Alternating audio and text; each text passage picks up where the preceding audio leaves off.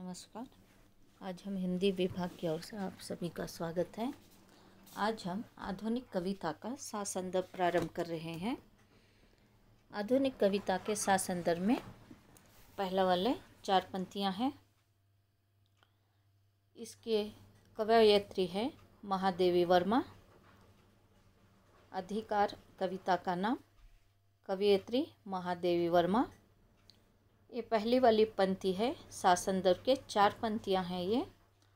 इसमें पहला वाला पैराग्राफ में पंत में, वे मुस्काते फूल नहीं जिनको आता है मुरझाना, वे तारों के दीप नहीं जिनको भाता है बुझाना। ये आपको प्रश्न के टाइप में इस तरह सा पैराग्राफ आता है। वो पैराग्राफ आपको एक्सप्लेन करना पड़ता है। इसमें 3 पार्ट बनाना पड़ता है। फर्स्ट पार्ट में प्रसंग कहते हैं। प्रसंग में उपयुक्त पद्यांश हमारी हिंदी पाठ्य पुस्तक साहित्य गौरव में संकलित आधुनिक कविता अधिकार से उदित है। इसके रचयिता है महादेवी वर्मा। ये आपने फर्स्ट प्रसंग में लिख दिया। नेक्स्ट भावार्थ लिखेंगे आप। उपयुक्त पंक्तियों में कवयित्री कह रही है कि उन मुस्कुराते फूलों का कोई अस्तित्व नहीं अगर उन्हें मुरझाना आता हो।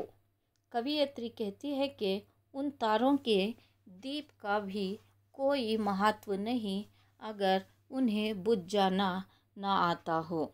अर्थात मनुष्य के जीवन में सुख के साथ साथ पीड़ा यानी दुख है। पीड़ा को भी भोगता है, यानी जिस तरह से अपनाना चाहिए। जीवन में सभी दिन एक जैसे नहीं होते। सुख के साथ दुख और धूप के साथ छाया रहती है। जो फूल मुरझाने नहीं सकते तो उनका मुस्कुराना भी व्यर्थ यानी बेकार, वेस्ट है। और जो दीप बुझना नहीं जान सकते उनका जलना भी व्यर्थ है। यहाँ पर महादेवी वर्मा जी कह रहे हैं कि इस पंक्तियों में, वे मुस्काते फूल नहीं जिनको आता है मुरझाना, वे तारों के दीप नहीं जिन्हें भाता है बुझ जाना। अब इन्होंने एक धरती के आधार पर लिया है, दूसरा आकाश के आधार पर।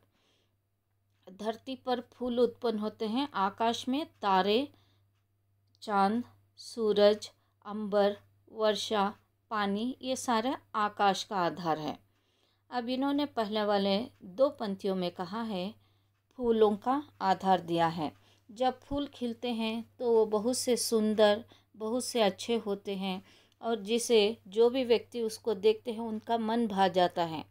तो उसी तरह फूल में भी जीव होता है, जान होती है। तो वो जैसा जन्म लेते हैं, वो जैसे कार्टून से हो या फिर कलियों से वो फूल बनते हैं, तो फिर उनके जीवन का अस्तित्व क्या है, वो मुरझाना यानी कुम्हलाई जाना, मर जाना।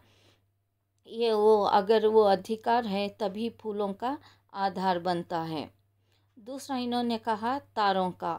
जो आकाश में तारे टिमटिमाते रहते हैं, तो जिस तरह से आकाश का तारे जिस तरह से जो अपनी उज्ज्वलता प्रज्वलता जिस तरह से रोशनी देते हैं, उसी के बाद कुछ समय के बाद वो वैसे ही धीरे धीरे बुझ जाते हैं। जैसे अंधेरे में एक कमरे में दीपक जलाने से जो रोशनी दीपक की महत्व होती है, उसी तरह आकाश के तारे वो रहने पर वहाँ का उस अंबर को सबसे महत्व दिया जाता है। तो वो जैसे कुछ समय के लिए उजियाला देते हैं, उसी तरह धीरे धीरे से वो अपने आप को समाप्त करते हैं, तभी उस तारे का महत्व कहा गया है। तीसरा इन्होंने मनुष्य के आधार में कहा गया है। मनुष्य को छाया और धूप का आधार दिया गया है। और फिर इन्होंने सुख और दुख का आधार दिया गया है।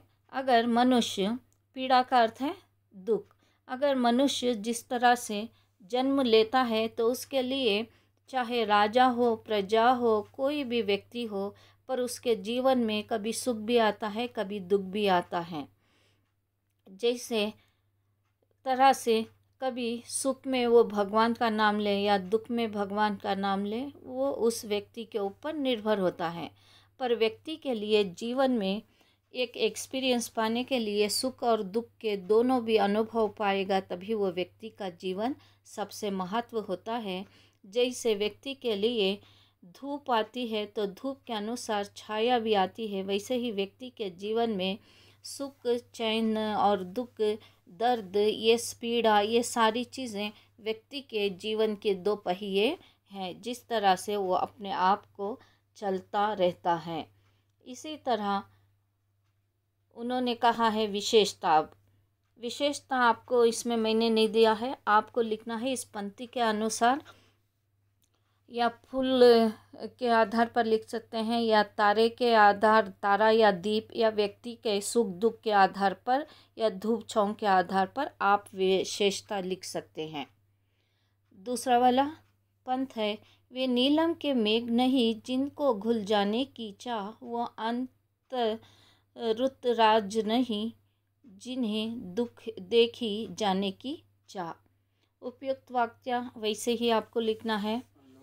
प्रसंगा में भावार्थ में उपयुक्त पंक्तियों में कवियत्री कह रही है कि उन बादलों का कोई महत्व नहीं जिन्हें घुल जाने की चाह नहीं हो। बादलों का तो एक दिन बूंद बनकर बरस ही जाना है। उनका सम्मान इसी में है कि वे बूंद बनकर बिखर जाएं। कवियत्री कह रही है कि वह अंत रुतराज नहीं जिनमें जाने की चाह नहीं है। अंत रुतराज वही है जिसमें जाने की चाह नहीं हो। तो इस तरह से इन्होंने कहा है, जिस तरह से व्यक्ति के लिए जीवन में, अब इन्होंने कहा है आकाश में जो नीलम मेघ क्लाउड का आधार दिया है। जिस तरह से बादल एक दूसरे से टकराते हैं, बादल जिस तरह से एक दूसरे से टकराकर पानी के रूप में पिघलते रहते हैं, मेल्ट होते हैं, और फिर वो वर्षा के रूप में बूंदों के आधार पर आकाश से जो धरती पर पड़ते हैं, तो वो वर्षा के रूप में, बारिश के रूप में कहा गया है, मेघ भी कहते हैं। पर उनका सम्मान इस तरह से बूंदे बनकर बिखर जाते हैं। अब वो जैसे धरती पर पड़ते हैं तो चारों तरफ बादल जैसे मुड़ते रहते हैं, जाते रहते हैं, वो पिघल कर पानी के रूप में, बूंदों के रूप में धरती पर वर्षा के रूप में पड़ते हैं। तो वही धरती पर, सूखी हुई धरती, जिस तरह से फिर से एक नया उत्साह होने लगता है, आनंद होने लगता है, सुख होने लगता है, जो धरती पर फूल, फल, पेड़ फिर से नए से उगने लगते हैं, तो उसे रुतराज कहते हैं। इस तरह से जिस तरह से सावन के अलग अलग महीने होते हैं, जैसे बरखा, सावन और फिर रुतराज, इस तरह से धरती पर जिस तरह से ये जन्म, आकाश से जो पानी बरसता है, तो धरती का आधार क्या बनता है, अलग अलग 4 सीज़न होते हैं, जैसे रेनी, विंटर, समर, इस तरह से जो सीज़न कहते हैं, उसी तरह रुतराज जो खलियानों में अनाज, फूल, फल सब कुछ बन जाता है, यानी उगता है।